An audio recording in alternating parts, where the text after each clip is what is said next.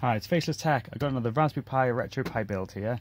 I had a Pi Girl 2 that I gutted for parts because I wasn't really using it, and I thought, what can I make with the parts? Having a looking around a bit, found Circuit Beard had kind of made some like an arcade, small scale arcade like this.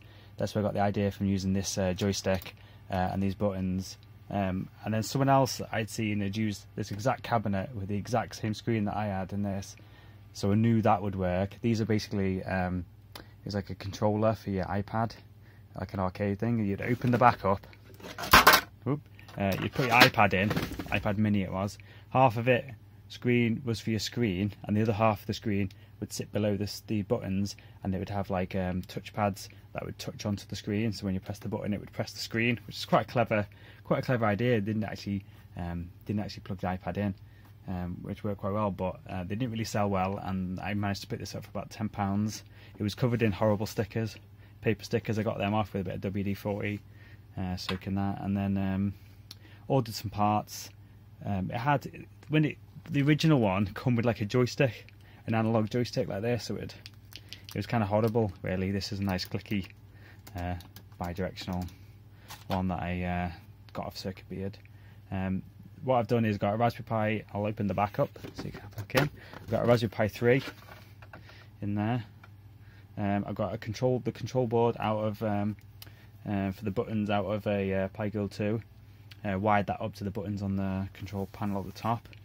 Got a few other things. I got a Adafruit power boost board. I think it's the 1000C.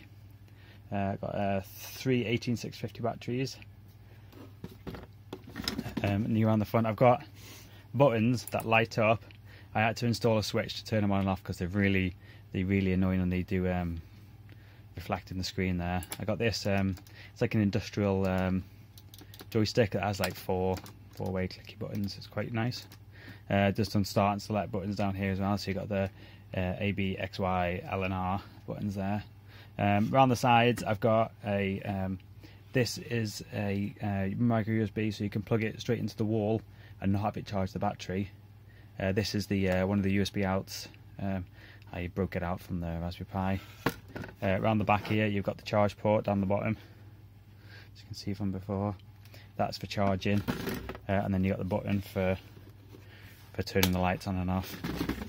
And then I've got the switch, on and off switch up here, and I've also routed the low power button, the low LED, low power LED from the power boost board up to the top there, so you know that when that starts blinking, that you know your battery's starting to go flat and you need to charge it up.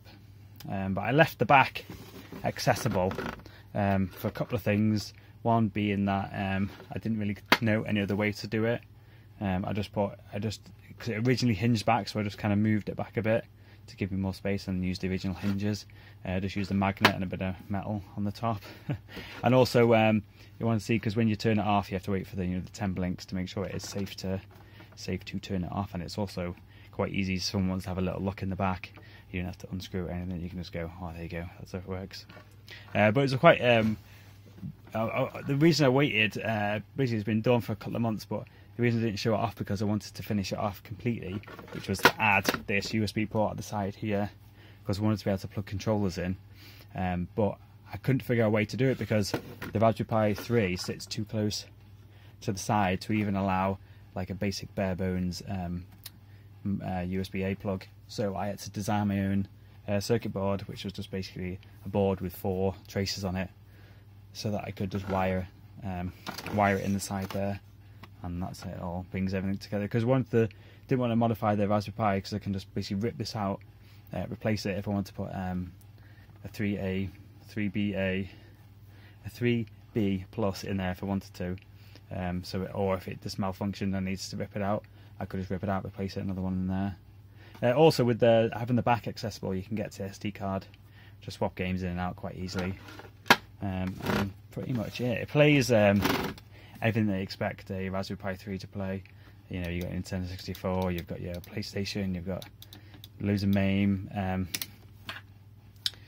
stuff, which is quite good. The hardest thing was trying to get all the ROMs to work, and I did actually do the skyscraper scraping it with the videos, which is quite nice, because if someone is coming around and they want to have a look but might not be familiar with what the game's like, they can just have a little demo video, which is quite nice.